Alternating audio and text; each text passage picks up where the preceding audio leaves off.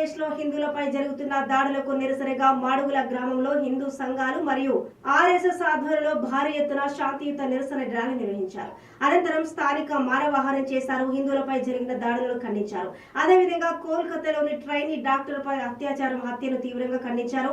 దీనికి బాధ్యులైన వారిని కఠినంగా శిక్షించాలని ముక్త కంఠంతో డిమాండ్ చేశారు. ఇలాంటివి పునరావృతం కాకుండా కేంద్ర రాష్ట్ర ప్రభుత్వాలు కఠినమైన చట్టాలు తీసుకొని రావాలని అన్నారు. వాట్సాప్లోనే చూస్తున్నాం, చాలామంది బాధపడుతున్నాం.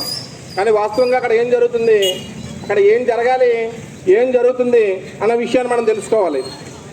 పక్కనే ఉన్నటువంటి పొరుగు దేశం బంగ్లాదేశ్ 1947 స్వాతంత్రానికి పూర్వం మనతో కలిసి ఉండేది. మనందరం సోదరులమే. పాకిస్తాన్ కానీ, భారతదేశం కానీ, బంగ్లాదేశ్ కానీ ఈ మూడు దేశాలు కలిసే ఉండేవి.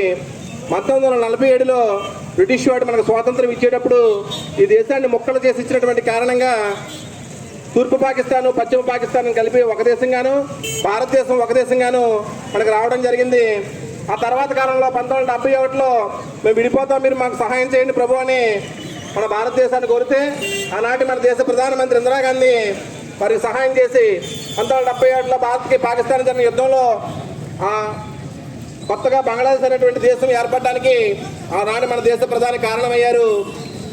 ఈ సమయంలో ఆ తర్వాత కాలంలో అక్కడ జరిగినటువంటి రాజకీయ పరిణామాల నేపథ్యంలో ఈ మధ్యకాలంలో ఆ దేశంలో యువత కొంత రిజర్వేషన్ల కోసం పోరాటం జరుగుతుంది.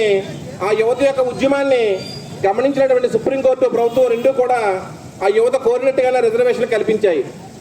అయినప్పటికీ కూడా మరి వేరే ఉద్దేశాలతో, వేరే ఆలోచనలతో కారణం ఏమైనప్పటికీ కూడా ఆ దేశ ప్రధానమంత్రి ఇంటికి చొరబడి వందలాది మంది, వేలాది మంది వెళ్తే ఆమె పారిపోయి మన భారతదేశం వచ్చింది. ఇప్పటికీ కూడా మన భారతదేశంలోనే మన ఆశ్రయం పొందుతుంది.